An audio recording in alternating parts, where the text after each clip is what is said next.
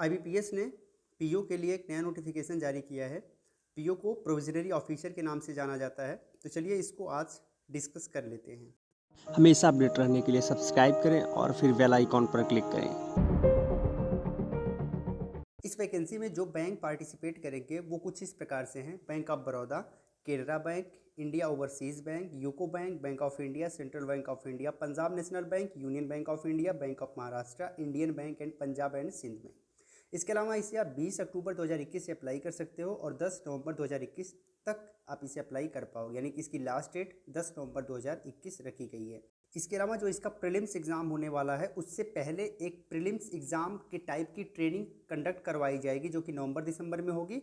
और इसके अलावा 4 दिसंबर 2021 से लेके 11 दिसंबर 2021 के बीच में इसका प्रीलिम्स एग्ज़ाम होगा, जो कि टेंटेटिव है, यानी डेट में बदलाव हो सकते हैं।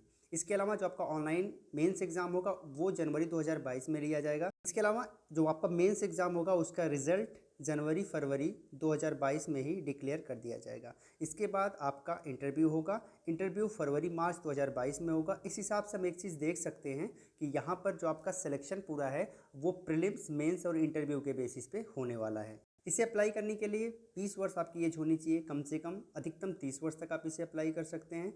आपकी उम्र 1 अक्टूबर 2021 के अनुसार कैलकुलेट की जाएगी। इसका मतलब ये है कि आपका जन्म 2 अक्टूबर 1991 से लेके 1 अक्टूबर 2001 के बीच में होना चाहिए। ठीक है।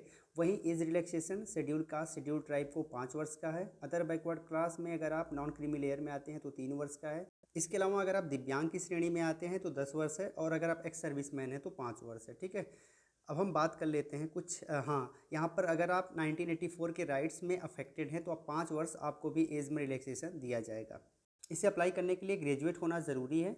और फाइनली जब इस फॉर्म को अप्लाई करने का लास्ट डेट है तब तक आपके पास ये ग्रेजुएशन की डिग्री फाइनली आपकी कंप्लीट हो जानी चाहिए। ठीक है, तभी आप इसे अप्लाई कर पाएंगे। अपीयरिंग इसमें वैलिड नहीं माना जाएगा। चलिए एग्ज़ाम पैटर्न को देख लेते हैं। जो आपका एग्ज़ाम होगा वो ऑनलाइन होगा।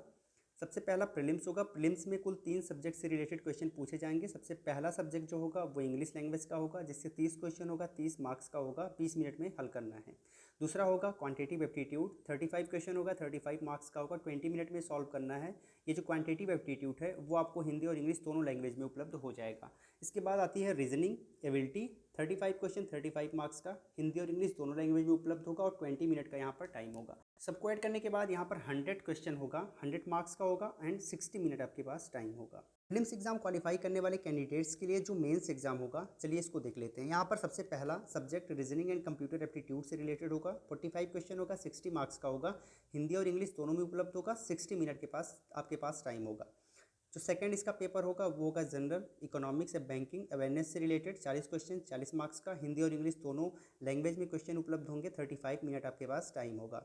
थर्ड सेक्शन है इंग्लिश लैंग्वेज, 35 क्वेश्चन, 40 मार्क्स का, इंग्लिश में आएगा और 40 मिनट आपके पास टाइम होगा। लास्ट है data analysis and interpretation, 35 question, 60 marks का, इंग्लिश और हिंदी दोनों लैंग्वेज में उपलब्ध होगा और 45 मिनट का आपके पास टाइम होगा। अगर हम सबको ऐड कर दें 255 क्वेश्चन होगा, 200 मार्क्स का होगा एंड 3 आवर्स का आपके पास टाइम होगा, यानी कि 180 मिनट्स का आपके पास टाइम होगा। इसके अलावा यहाँ पर सेक्शन 5 भी है जिसमें इंग्लिश लैंग्वेज का क्वेश्चन पूछा जाएगा, जो कि लेटर राइटिंग एंड एस्से आपको करना है। 2 क्वेश्चन होगा, 25 मार्क्स का होगा, इंग्लिश में आपको करना है एंड 30 मिनट्स का टाइम होगा। इन एग्जाम में अगर आप कोई क्वेश्चन सही करते हो तो आपको नंबर तो मिलेंगे जितना मैंने बताया है, लेकिन अगर आप कोई क्वेश्चन गलत करोगे तो 0.25 मार्क्स आपके काट लिए जाएंगे, यानी 1/4 की नेगेटिव मार्किंग भी यहाँ पर है।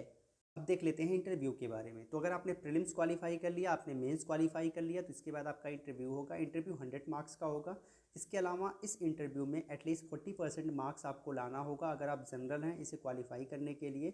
वहीं अगर आप SC ST OBC PW VD के अंतर्गत आते हैं तो 35% मार्क्स आपको इंटरव्यू में लाना होगा एटलीस्ट इसे क्वालिफाई करने के लिए। ठीक है।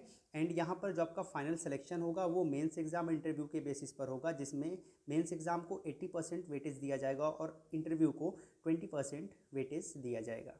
इसका एप्लीकेशन आप ऑनलाइन कर सकते हो। जनरल के लिए 850 रुपये एप्लीकेशन फ़ीस है, वहीं अगर आप EWS है तो आपके लिए भी 850 रुपये एप्लीकेशन फ़ीस है। जबकि अगर आप SC ST PW VD के अंतर्गत आते हैं तो 175 रुपये है और OBC के लिए भी 850 रुपये ही एप्लीकेशन फ़ीस रखी गई है। ठीक है। एप्लीकेशन आप ऑनलाइन फिल कर सकते हैं। एप्लीकेशन फिल करने के लिए लिंक आपको इसी वीडियो के कमेंट बॉक्स में सबसे पहले कमेंट में दे दी जाएगी। साथ ही इस नोटिफिकेशन को भी आप इसी वीडियो के फर्स्ट कमेंट से डाउनलोड कर सकते हैं। जय हिंद।